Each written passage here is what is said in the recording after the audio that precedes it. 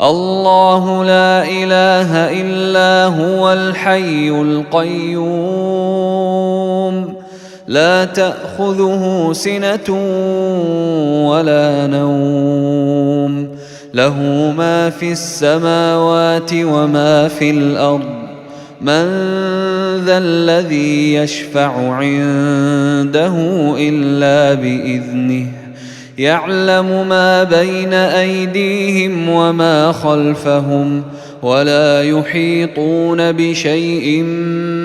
من علمه إلا بما شاء وسع كرسيه السماوات والأرض ولا يؤوده حفظهما وهو العلي العظيم۔ اللہ کے علاوہ کوئی معبود نہیں، وہ ہمیشہ سے زندہ ہے اور تمام کائنات کی تدبیر کرنے والا ہے۔ اسے نہ اونگھ آتی ہے اور نہ نیند۔ آسمانوں اور زمین میں جو کچھ ہے سب اسی کی ملکیت ہے۔ کون ہے جو اس کی جناب میں بغیر اس کی اجازت کے کسی کی شفاعت کرے؟ وہ تمام وہ کچھ جانتا ہے جو لوگوں کے سامنے اور ان کے پیچھے ہے، اور لوگ اس کے علم میں سے کسی بھی چیز کا احاطہ نہیں کرتے ہیں سوائے اتنی مقدار کے جتنی وہ چاہتا ہے۔ اس کی کرسی کی وسعت آسمانوں اور زمین کو شامل ہے، اور ان کی حفاظت اس پر بھاری نہیں، وہی بلندی اور عظمت والا ہے۔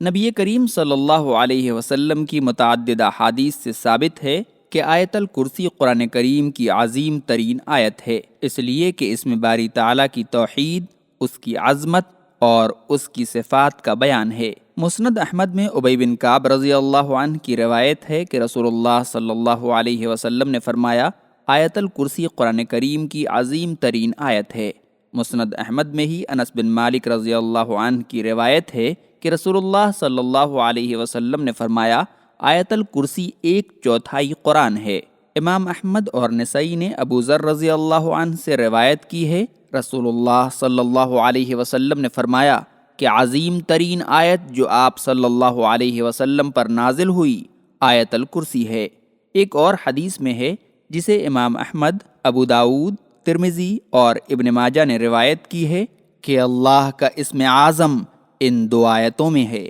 اللہ لا الہ الا هو الحی القیوم، اور الف لام میم اللہ لا الہ الا هو الحی القیوم۔ اللہ کے علاوہ کوئی معبود برحق نہیں، وہ تمام مخلوق کا تنہا معبود ہے، وہ ہمیشہ سے زندہ ہے اور زندہ رہے گا اور کبھی نہیں مرے گا، وہ قائم بنفسہ ہی ہے، تمام مخلوقات سے بے نیاز ہے اور تمام موجودات کو اسی نے پیدا کیا ہے، اسی نے انہیں باقی بھی رکھا ہے، اور اپنے وجود و بقا کے لیے انہیں جن چیزوں کی ضرورت ہے اللہ ہی انہیں وہ چیزیں دیتا ہے۔ اسے نہ اونگھ آتی ہے نہ نیند۔ آسمانوں اور زمین میں جو کچھ ہے سب اسی کی ملکیت ہے، تمام موجودات اس کے غلام ہیں اور اس کے قبضے قدرت میں ہیں۔ اللہ نے فرمایا، ان کل من فی السماوات والارض الا آتی الرحمن عبدا، کہ آسمان و زمین کی تمام مخلوقات اللہ کے بندے ہیں۔ مریم آیت 93۔ کون ہے جو اس کی جناب میں بغیر اس کی اجازت کے کسی کے لیے شفاعت کرے؟ اللہ تعالیٰ کی اجازت کے بغیر کوئی کسی کے لیے اللہ کے حضور شفاعت کرنے کی جرت نہیں کرے گا۔ جب انبیاء اور فرشتے اللہ کی اجازت کے بغیر شفاعت نہ کریں گے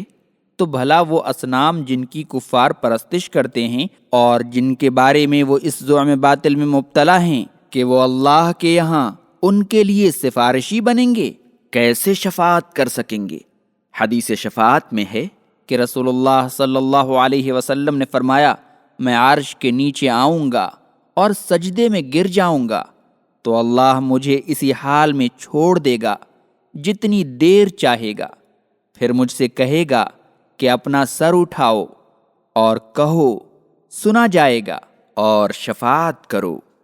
قبول کی جائے گی۔ بخاری و مسلم۔ اور یہ شفاعت اہل توحید کے لیے ہوگی، مشرکین کے لیے نہیں۔ ابو ہریرہ رضی اللہ عنہ نے رسول اللہ صلی اللہ علیہ وسلم سے پوچھا کہ وہ کون خوش بخت ہوگا جس کو آپ کی شفاعت نصیب ہوگی؟ تو آپ نے فرمایا کہ جس نے لا الہ الا اللہ پورے خلوص قلب کے ساتھ کہا ہوگا۔ بخاری۔ معلوم ہوا کہ یہ شفاعت اہل توحید کے لیے اللہ کا ایک انعام ہوگا۔ وہ تمام وہ کچھ جانتا ہے جو لوگوں کے سامنے اور ان کے پیچھے ہے۔ اللہ تعالیٰ کا علم تمام کائنات کو محیط ہے، کسی بھی مخلوق کا ماضی، حاضر اور مستقبل اس کے علم کے حدود سے خارج نہیں، جیسا کہ اللہ نے فرشتوں کے بارے میں خبر دیتے ہوئے فرمایا وَمَا نَتَنَزَّلُ إِلَّا بِأَمْرِ رَبِّكَ لَهُ مَا بَيْنَ أَيْدِينَا وَمَا خَلْفَنَا وَمَا بَيْنَ ذَلِكَ وَمَا كَانَ رَبُّكَ نَسِيًّا، یعنی ہم بغیر آپ کے رب کے حکم کے اتر نہیں سکتے، ہمارے آگے، پیچھے اور ان کے درمیان کی کل چیزیں اس کی ملکیت میں ہیں، اور آپ کا پروردگار بھولنے والا نہیں۔ مریم آیت 64۔ اور لوگ اس کے علم میں سے کسی بھی چیز کا احاطہ نہیں کرتے ہیں سوائے اتنی مقدار کے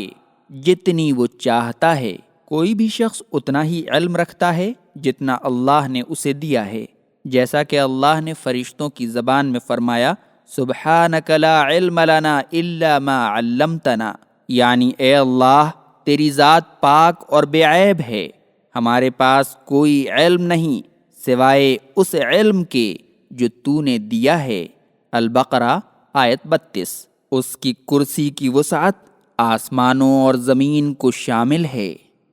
ابن عباس رضی اللہ عنہما کہتے ہیں کہ کرسی سے مراد علم ہے، یعنی اللہ کا علم آسمان اور زمین کو گھیرے ہوئے ہے، جیسا کہ اللہ تعالیٰ نے فرشتوں کی دعا کا ذکر کرتے ہوئے فرمایا ربنا وسعت كل شيء رحمة وعلما، یعنی اے ہمارے رب تیری رحمت اور تیرا علم ہر چیز کو گھیرے ہوئے ہے۔ بعض لوگوں نے کہا ہے کہ کرسی سے مراد اللہ تعالیٰ کے دونوں قدموں کی جگہ ہے اور ان کی حفاظت اس پر بھاری نہیں، وہی بلندی اور عظمت والا ہے۔ آسمان و زمین اور ان دونوں میں پائی جانے والی تمام مخلوقات و موجودات کی حفاظت اور ان کی دیکھ بھال اللہ تعالیٰ کے لیے کوئی مشکل کام نہیں، ہر ایک کا وہی اکیلا نگہبان ہے، کوئی چیز اس سے مخفی نہیں، ہر چیز اس کے سامنے حقیر و ذلیل ہے، ہر چیز اس کی محتاج ہے اور وہ بے نیاز ہے۔ یہ اور ان جیسی تمام آیتوں اور صحیح احادیث میں باری تعالیٰ کی جن صفات کا ذکر آیا ہے ان کے بارے میں سلف صالحین کا یہی طریقہ رہا ہے کہ ان پر ایمان رکھا جائے اور ان کی کیفیت نہ بیان کی جائے اور نہ کسی مخلوق کی صفات کے ساتھ ان صفات کو تشبیہ دی جائے۔ لا اکراہ فی الدین قد تبین الرشد من الغی فمن یکفر بالطاغوت ویؤمن باللہ فقد استمسک بالعروة الوثقى لا انفصام لها واللہ سمیع علیم۔ دین میں داخل ہونے کے لیے کسی کو مجبور نہ کیا جائے، ہدایت گمراہی سے الگ اور نمایاں ہو چکی ہے، پس جو کوئی طاغوت کا انکار کر دے گا اور اللہ پر ایمان لے آئے گا اس نے در حقیقت ایک ایسے مضبوط کڑے کو پوری قوت کے ساتھ تھام لیا جو کبھی نہیں ٹوٹے گا، اور اللہ بڑا ہی سننے والا اور جاننے والا ہے۔ یہ آیت کریمہ دین اسلام کے کامل ہونے کی دلیل ہے، اور اس میں اس بات کا بیان ہے کہ دین اسلام کی صداقت کے دلائل و براہین واضح ہیں، اس لیے ضرورت نہیں کہ کسی کو اس میں داخل ہونے پر مجبور کیا جائے۔ اگر کوئی شخص اس میں داخل ہوتا ہے تو یہ اس کی خوش نصیبی ہے کہ اللہ نے اسے حق قبول کرنے کی توفیق دی، اور اگر وہ کفر کی راہ اختیار کرتا ہے تو گویا اللہ نے اس کے دل کی روشنی چھین لی اور اس کی آنکھ اور کان پر مہر لگا دی۔ اب اگر ایسے آدمی کو اسلام قبول کرنے پر مجبور بھی کیا جائے تو کوئی فائدہ نہ ہوگا، کیونکہ حق قبول کرنے کے تمام راستے مسدود ہو چکے ہیں۔ اس آیت اور جہاد کی آیتوں کے درمیان کوئی تعارض نہیں، کیونکہ جہاد اس لیے نہیں فرض کیا گیا کہ لوگوں کو دین اسلام میں داخل ہونے پر مجبور کیا جائے، جیسا کہ پہلے گزر چکا کہ جس کے دل پر مہر لگا دی گئی ہے اسے مجبور کرنے پر بھی کوئی فائدہ نہیں ہوگا۔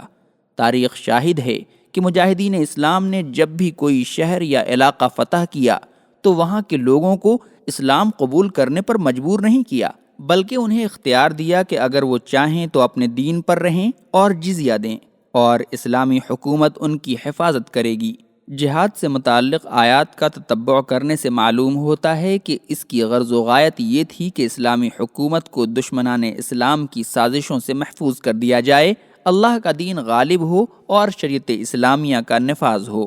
اور اگر کسی دشمن کی طرف سے کوئی خطرہ ہو تو اسلام اور مسلمانوں کی طرف سے دفاع میں پیش قدمی کی جائے۔